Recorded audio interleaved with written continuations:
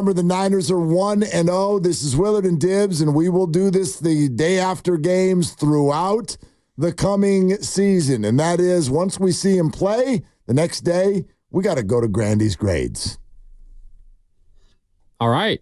I put out a report card every night or every day if it's a day game. But last night, of course, on Monday Night Football with 7 different categories: quarterback, skill positions, offensive line, front 7, secondary, special teams, and coaching. We'll start at the top at the quarterback. You guys might be upset at me, but I'm giving Brock Purdy a B+ for his performance last night. What do you think? You upset at B+? No, I like a B+ there. I mean, B+ is probably better than fine. It's better than fine. It's good. It's good with a slight up lilt in the voice. It's good. It's B+.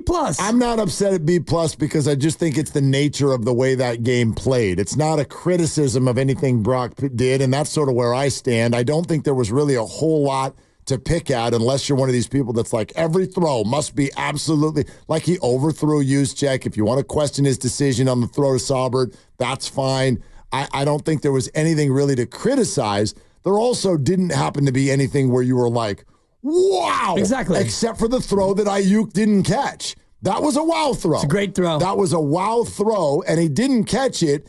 That'd be my question to you, Grandi. If Ayuk catches that, is your grade different? No, that throw is still a plus for Brock Purdy. Okay, yeah. That's not on him. But it affects his stats, yeah. But this is deeper than the box score. Okay, all right. But yeah, B+ is very good. Yeah, he's that guy in the group project who is cashing in from the work of other people around him. It's great. B+ for Brock Purdy at quarterback. Go to the restroom. Up next, skill position. So this is wide receivers, running backs, and tight ends. Okay. I gave them a flat A, an A for the skill positions. Now I'm intrigued. So Brock Purdy gets a B+, but the people who dropped his passes in the end zone, I know this is a lot of people you're talking about. And Jordan Mason is one of them. Yep. He was fantastic. Deebo Samuel, yeoman's work, always willing to do these things. George Kittle had 4 catches, obviously also a big part of the blocking game. Juwan Jennings was their leading receiver. I get where you're coming from there. I mean, you got to give him like an A- though for a couple of Ayuk drops, though, don't you? If it wasn't Ayuk, the group would get an A+. Okay. Ayuk's the only negative in this group, in my opinion. Even Juszczyk caught a couple of passes, as you were taling about earlier. Yeah, he could have gotten 2 more yards, but anyway. I got it as an A- just because of the Ayuk drops, and also I don't believe in A+. A is the best you can get. For me, there is no such thing as an A+, but we can philosophically get into that another time. Maybe not for you. I did think, well, you're in an era where everybody gets an A anyway. It's candy soft, Windsor High. You know, it's interesting. Born in 1997. All right, can I challenge you for a second on this? Challenge away. You just talked about the bar being low. No, but 100. What is 100% to you? Is that an A? That's an A. Then why is 95% also an A? Because you get the range of 95 to 100, much like in the you B's. Don't on any other letter grade. You get 85 to 88, and then 88 to 90 or 88 to 89 is a B+. Right. So why wouldn't 98 to 100 be an A+? Because the A+ is implied that it's more than 100%. And when you do think that's happening in your head. you get a 4 point for an A. You don't get 4.3 for an A+. Anyway, I have him with an A- because of 2 drops from IU. Okay. Fair enough. I don't know why you can look beyond that, but go ahead. I thought you were a tough grader. A- versus A, not whatever. All right, yeah. Offensive line up next. I gave them an A- for their performance last night. Okay, why an A-? A certain guy on the right side of the offensive line with a handful of penalties. His name rhymes with Holton Wimivitz. Yeah, something like that. Yeah, something like it, sort of. Why? No, so, okay. A- is a good sturdy number. I like an A- grade for the O-line. I would have downgraded the wide receivers and skill positions because there were a couple drops, and I'd upgrade the offensive line. I understand. Look, you're never going to have a game where there aren't penalties on the offensive line. That might happen once a season. Somebody's going to false start. Somebody's going to hold. As you've said many times, you can call it on any play. If the quarterback doesn't get his uniform dirty and your running back who's never started before goes for $147, like if there's any group I was most impressed with last night, it's the offensive line. I think you graded them too hard. I will say second half, they were better than an A-. It was a little ugly early, especially the first couple of the drives. I mean, you want to know what stat I want? I don't know if you can find this, Grandi. How many NFL teams, 32 of them, how many of them started this week with a 3-and-out? I feel like it was 25 of 32 teams. It's unbelievable how hard it was for teams to come out and move the ball in their very first drive. Yeah, both these teams, 3-and-out. Sunday Night Football, same thing. Yep. Lions and Rams, boom, boom, 3-and-out, 3-and-out. Everybody's punting right away.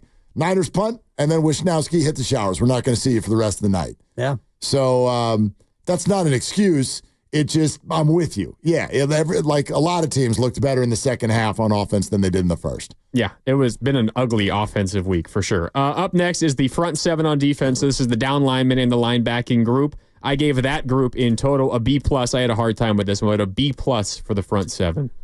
Where's the drawback? Just the fact that you only Malik got one Collins sack? had a personal foul penalty. You only had one sack, and then Leonard Floyd offside and costing them a touchdown. Okay. I like it. And you gave him a B+? B+. I think that's fair. I like the grade. I like the teacher. Yeah, like a quarter and a half into the game, I'm kind of doing the where's the pass rush? Yeah. Like I'm doing that. Like a little stress early in the game. You're down 7-3, then you go make it 7-6. They're moving the ball a little bit, and it felt uncomfortable, and then they got it. They figured it out, and then you're right. It was really good from there. Grandi, I think you nailed that one. You're going to Way to go, Grandi. Yeah. Hey, thanks for chiming in, Lucas. Way to go, team. Director of Sports. That was good. Yep. Yeah, okay, B+. We're All good. right. Up next is the secondary. So the cornerbacks and safeties. I gave the secondary an A- for their performance last night. What's your thought there?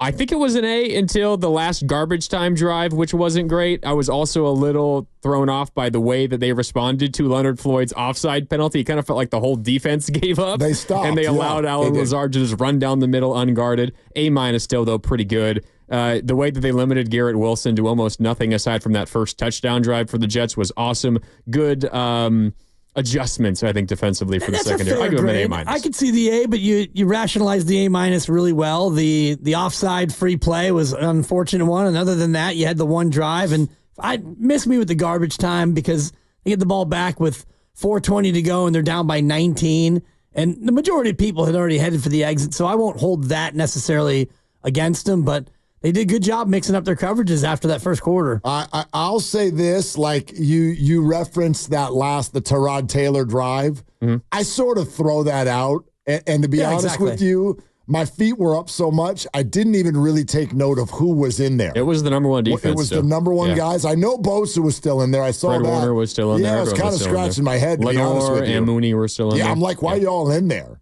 I was the same way. But at the same time, I also know that defense, sometimes it's difficult on defense when you don't have that full level motivation. Like the game was not in the balance anymore. The game was decided, and so you're kind of. I think it's easy to get back on your heels a little bit, but I got no problem with the grade. That all makes sense to me. The other thing that I did notice with I wanted to keep an eye on. Yadam, because that was the question mark with who was going to be there. And correct me if I'm wrong, he was the one that got beat on the Tyrod Taylor touchdown, right? To Lazard. I think that was Yadam. And I like eyes on that one. Eyes on Yadam and Renardo Green and how that position is going to develop as the year kind of unfolds. I didn't think it was a phenomenal game. It was an okay game for Yadam. So we'll see. But yeah, I like your grade. What else you got? I'll confirm who was defending that touchdown in the sec. But up next, we got special teams. Dibs will hate me for this one. I had to give out an A+ to the special teams group last night. 6 for 6 field goals. Didn't give up a big return on the other side. There's nothing to be upset about. Dude, Jake Moody's going to win special teams player of the week. Well, he should. I'm pretty sure. He's on pace to kick 102 field goals this year, which I looked it up, would be a record. Well, by the way, who holds the record right now, right? For field goals in a season? Field goals in a season. And the number's not as big as you think now. Is it Gary Anderson? David Akers with 44 as a niner. Oh. Akers like a niner.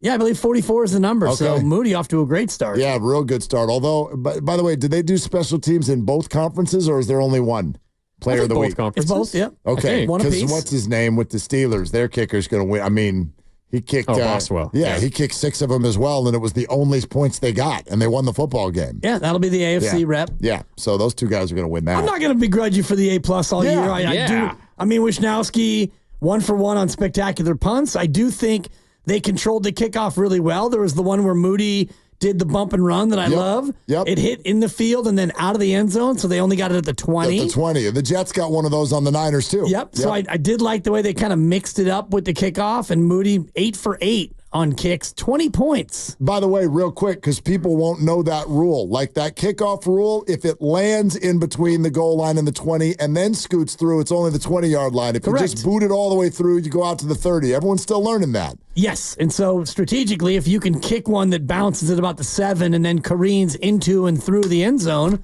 you're in great spot. But it's risky because if you hook that thing out of bounds, they get it at the 40. At the 40. All right, got to go quick here before we hit a quick break. Last one is coaching. This is not just Kyle Shanahan, but the whole coaching staff. I gave them an A for me. This was a lot about Nick Sorensen and defensive adjustments after that first touchdown drive for the Jets. Garrett Wilson did not do anything nearly the rest of the game. I like the way they adjusted to the Jets beating them early. But this is the one that you sort of regretted. Like later this morning, you're I cannot agree with Kyle Shanahan's lack of aggressiveness in certain situations. End of the first half really bugged me, and then kicking the field goal 4th and 1 from the 5 You didn't bugged like me as 4th and 1? Absolutely. See, I did. And yet 2 touchdown game, kick a field goal. It's still a 2 touchdown game. No, it's a 2 touchdown with 2 2-point conversion game. That's a 2-score game. It's a 2-score game, but it's a much, much harder 2-score game that I don't think is really realistic. You know what's better than a 2-score game? A 3-score game. Yeah, you know what's getting worse? 5 yards of carry all night long. You know what's worse than a 16-point lead is a 13-point lead. It's true. Which you're risking. They can get a yard. I get, or maybe they wouldn't. But I hear you. I liked it. I have a hard time being critical when a team scores 8 consecutive possessions. Right. I mean, touchdowns greater than field goals. I get that. I do like the A grade for coaching because, and I don't like to give out A pluses, but his offensive game plan was an A++. That thing was a masterclass. I just say it this way. How can you not give Kyle Shanahan an A with a game plan that does not include Christian McCaffrey, and then you still go out and score 30-plus points on opening night? That's good coaching. That's a good plan. That's a good contingency.